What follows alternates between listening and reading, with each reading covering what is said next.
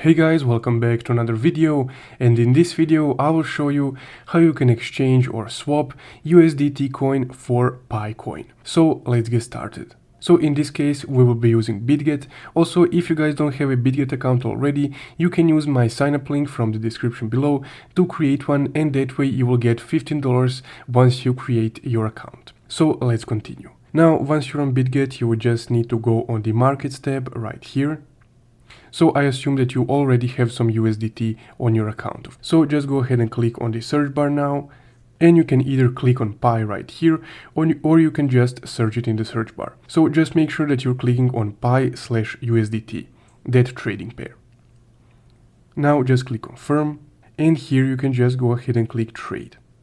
Now from here you would need to stay on the buy tab right here and input the amount of Pi that you would like to buy for USDT, or you can input the amount of USDT that you would like to exchange for Pi.